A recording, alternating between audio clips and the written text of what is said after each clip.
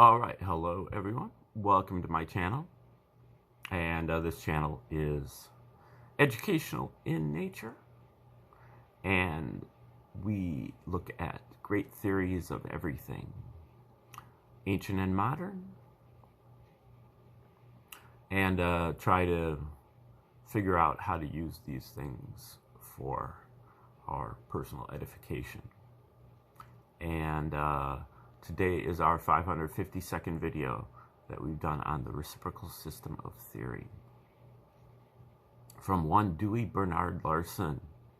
And Mr. Larson lived from 1898 until 1990 in the US. He was an engineer by trade, but in his off time he was researching starting in about 1930. In 1959, he proposed his two fundamental postulates about how he believed the universe operated. And from there, he, through a process of deduction, derived a theoretical universe, what his universe would look like if his postulates were correct. And Larson was one of the rare scientists who proposed a universe based on motion, not matter, not energy or force, but motion. The universe is composed entirely of motion, existing in 3 dimensions with discrete units and with 2 reciprocal aspects, space and time. So the universe is made out of motion, and motion is a relationship between space and time. All of our scientific quantities are forms of motion. They are all fractions with space or time as the numerator and time or space as the denominator. Space or time can have multiple exponents. And motion, in Larson's estimation, was a little bit more generic than what we think of. Normally we think of motion as being vectorial with a direction, but Larson was positing what he called scalar motion. Scalar motion is a motion that has a magnitude but has no specific direction, which you can envision using a balloon that you put dots on with a magic marker. As you blow up the balloon, all the dots are moving away from each other, but they're not moving in any specific direction. All the dots, every dot is moving away from every other dot. So basically every dot is moving in every direction outward.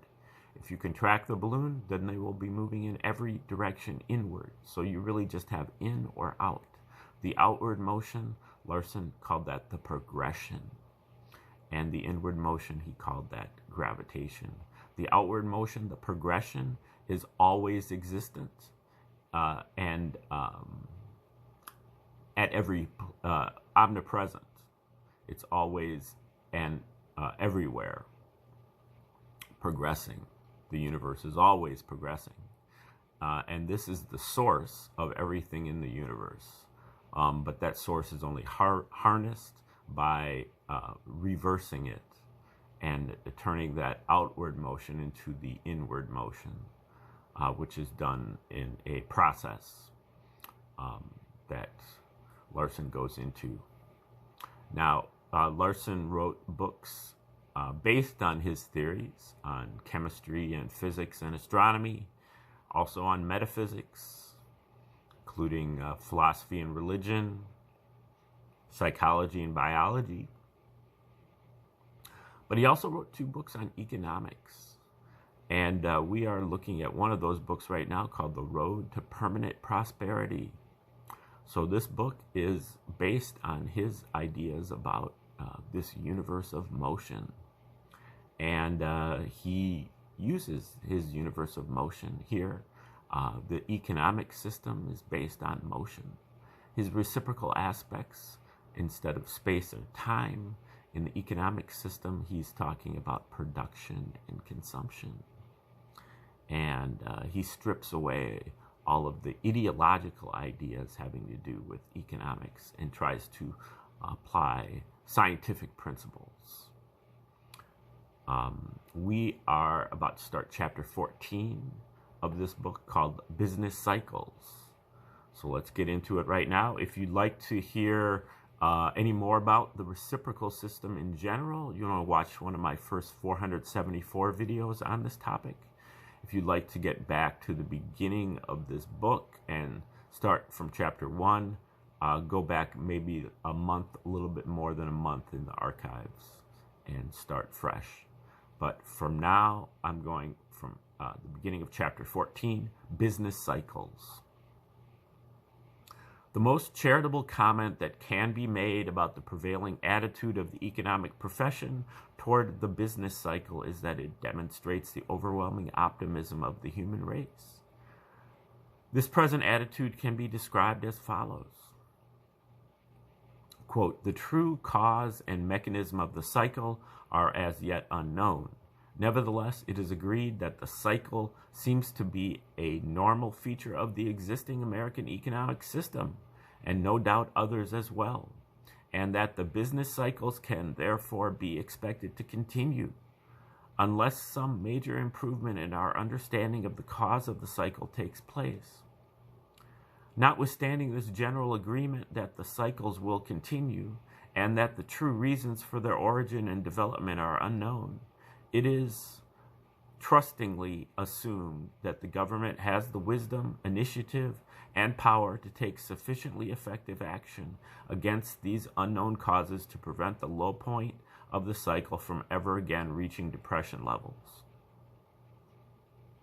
During the Depression era, I believe this is still a quote here, during the Depression era of the 1930s, when the business cycle had no rival as the #1 economic problem, it was freely admitted by the economists that their theoretical knowledge was totally unable to provide an explanation for the cause or mechanism of the cycle.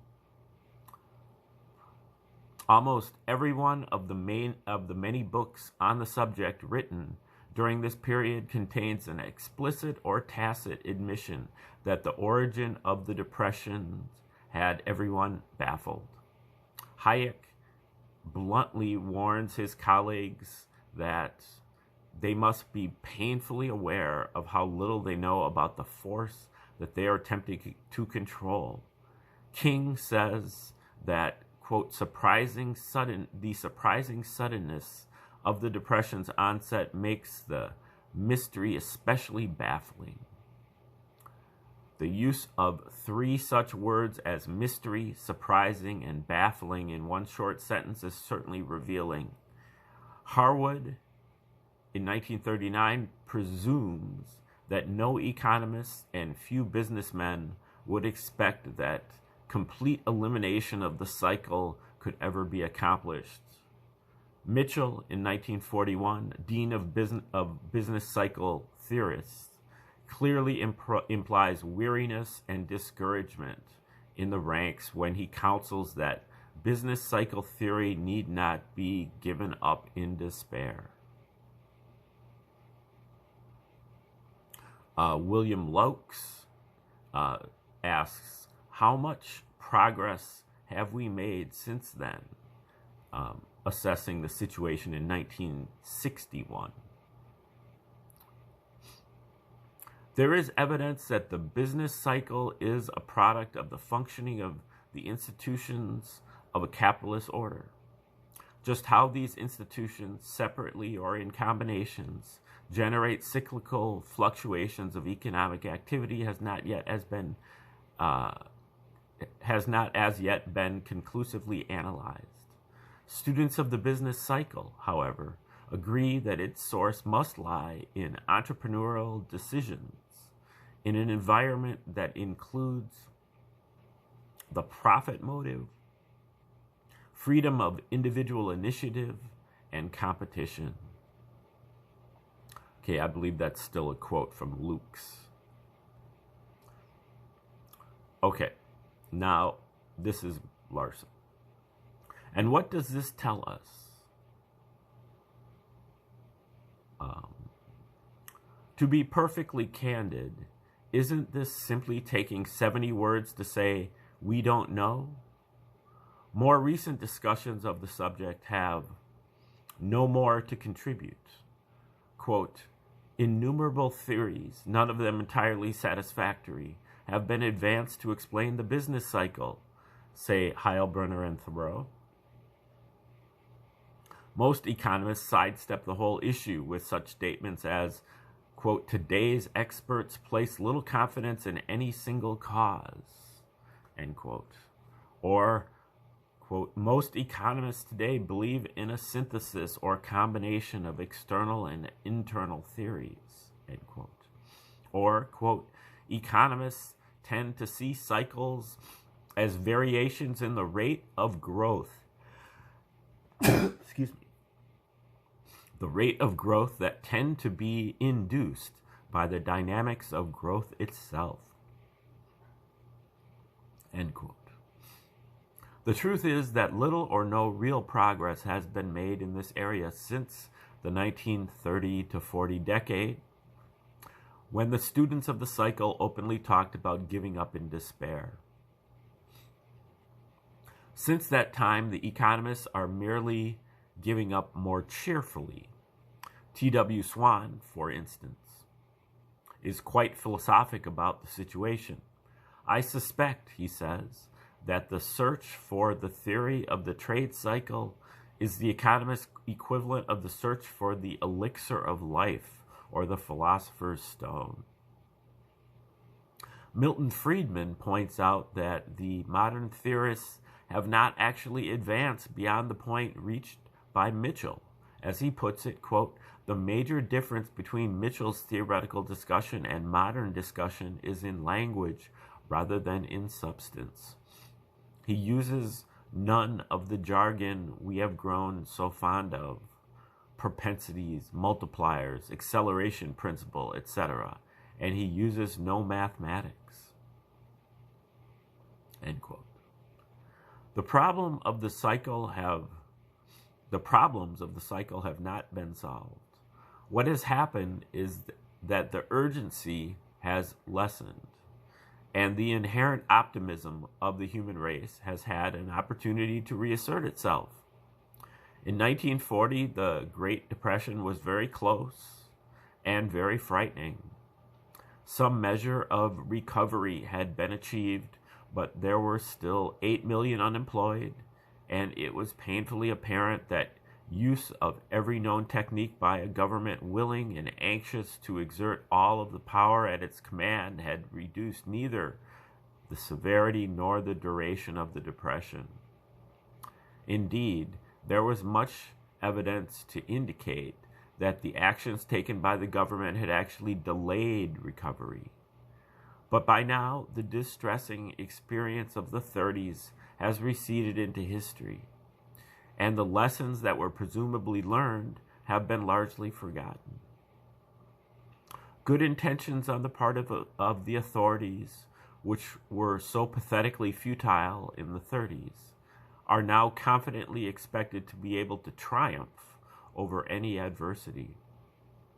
For instance, Arthur F. Burns, who had enough experience in government positions to know better, tells us, quote, it is reasonable to expect that our government will ordinarily be wise enough to move in sufficient time and on a sufficient scale to prevent recessions from degenerating into severe or protracted slumps, end quote.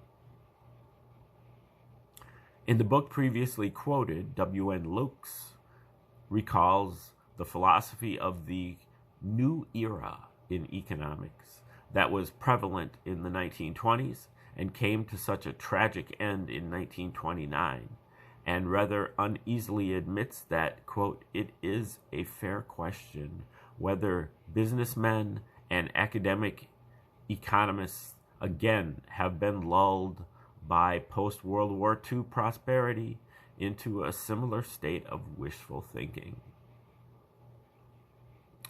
But he finally closes his eyes to the disagreeable facts of experience and concludes that the current optimism is sound because, one, it is based on those implications of Keynesian theory which have been almost unanimously accepted as sound by economists, and two, it does not rely upon automatic forces, but upon the use of stabilization tools. Neither of these arguments advanced by Lukes in support of his optimistic view of the situation can stand up under any kind of a critical examination. Even if Keynes's theories were currently accepted by all economists, the volatility of economic ideas is too great to justify accepting those theories as conclusive. But Keynes's theories are by no means almost unanimously accepted today. On the contrary, it is widely acknowledged that they have lost a great deal of ground in recent years. So far as the second argument is concerned, it is quite obvious that as long as the economists admit that they do not know the causes of the business cycle, we cannot place any great reliance on the efficacy of the measures by which they propose to control it. This point was often emphasized even in the heyday of Keynesian economics. Quote, "It is exceedingly difficult," Mead reported, "to decide to what extent any particular countermeasure to offset inflationary and deflationary developments would be successful in its objective." In the light of the findings of the present investigation, it is clear that one of the principal factors responsible for this uncertainty is the way in which Keynes and his followers concentrated their attention on one particular phase of the situation to the virtual exclusion of everything else. According to Keynes, investment is the key factor in the problem.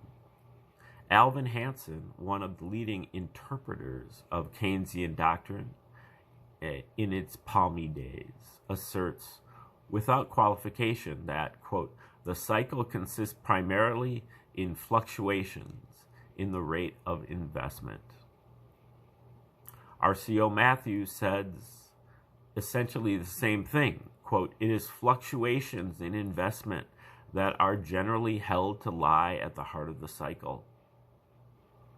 Before going ahead with a general analysis of the cycle, it will therefore be advisable to examine this question of investment in more detail. The first point that should be noted is that in the operation of the economic mechanism, all goods are alike. Whether they are consumer goods or capital goods, durable goods or transient goods, is immaterial from the general standpoint. Regardless of their classification, they are all produced by the application of labor and the services of capital in some kind of a production process.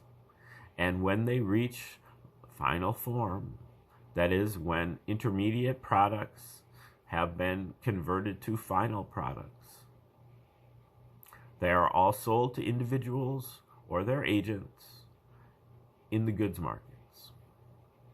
In these markets, the buying is all done by the same kind of people and with the same kind of money. It should be remembered that all buying of capital goods is financed by individuals, either by direct investment or by foregoing dividends to allow corporate earnings to be plowed back. In the successive phases of the business cycle, the behavior of different classes of goods differs to a considerable degree, but neither the time order of the increases and decreases in demand for the various classes of goods, nor the greater variability in the demand for durable goods has any fundamental significance. When unfavorable economic conditions cause consumers to reduce their buying of goods in general, they naturally and logically start by eliminating purchases of those items that they can do without most easily. That is, capital goods, durable consumer goods, luxuries, etc.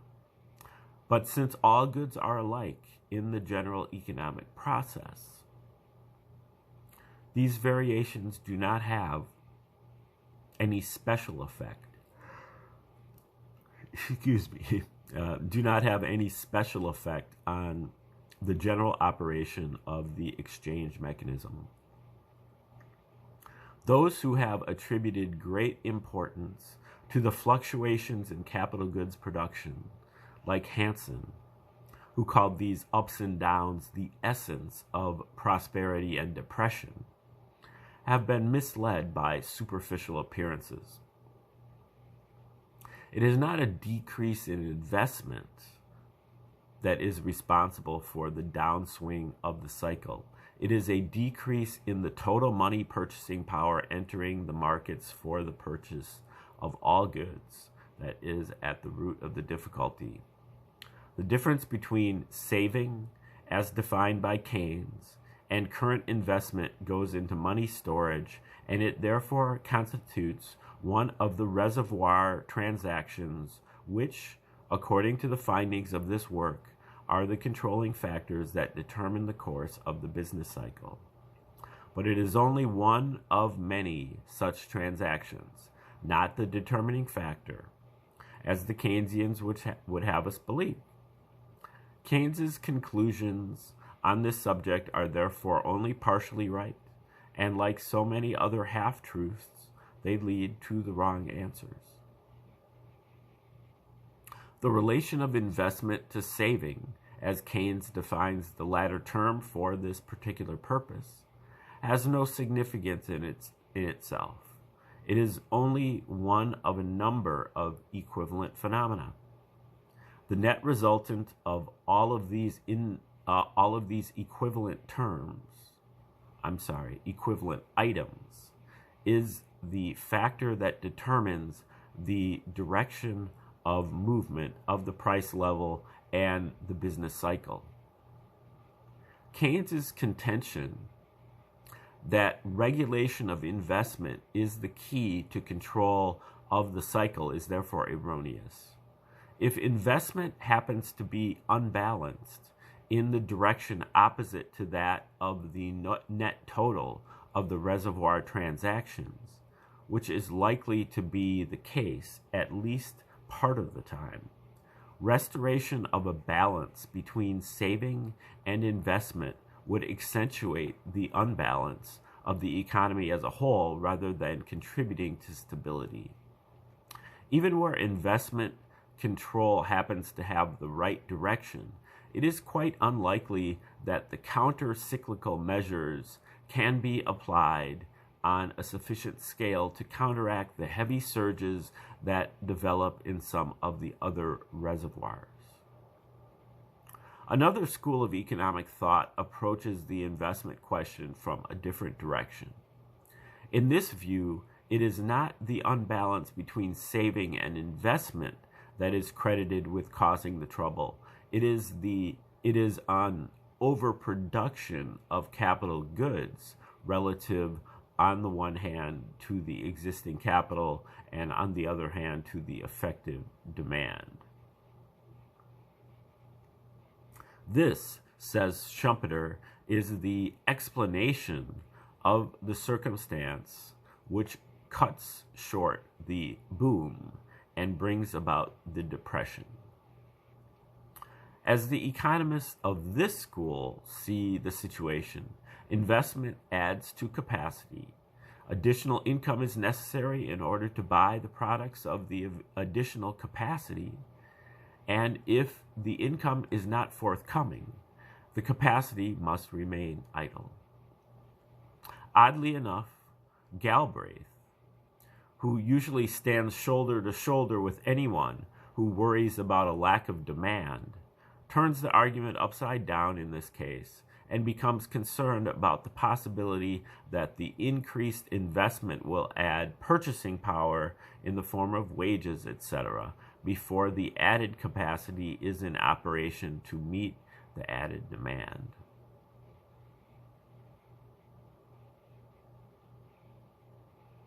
Some economists express concern over the possibility that so many new factories may be built that some of them cannot be utilized and will remain idle or partially idle. This is simply a case of making mountains out of molehills. Too much productive capacity in general will be possible only when general overproduction is possible. And our trouble now, and as far as we can see into the future, is too little production, not too much. The worst that can happen, therefore, is that too much productive capacity of some particular nature may be built. Too many fast food restaurants, for instance. This is, of course, a loss to the community in that it sacrifices the gain that could have been made if the same resources had been applied to the construction of a more useful, productive plant. It should be emphasized, however, that this is the only unfavorable result of the overbuilding. An unproductive investment of this kind has no detrimental effect on economic stability, and it does not lessen employment, since jobs that never existed cannot be lost. It simply leaves the whole economic system just where it was before. Careful investigation by the Brookings Institution and others has revealed that the overcapacity that appears to be present in many industries is more apparent than real.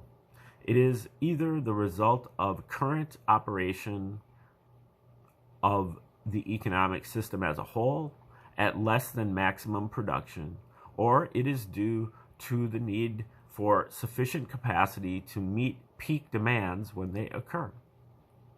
But even if we do concede that an unnecessary factory or other facility may be built now and then, the only losers are the investors, and we cannot legitimately shed any tears over their misfortune. Bearing the risks of business is one of the functions which they have undertaken to perform, and for which they are being compensated.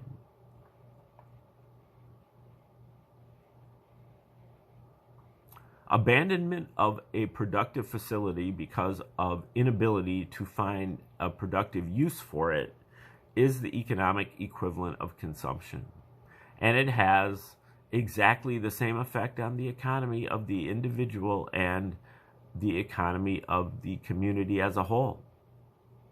If the individual loses $50,000 because of an investment in a failed business enterprise, both he and the community are in the same position as if he had spent the $50,000 because of an investment in a failed business enterprise.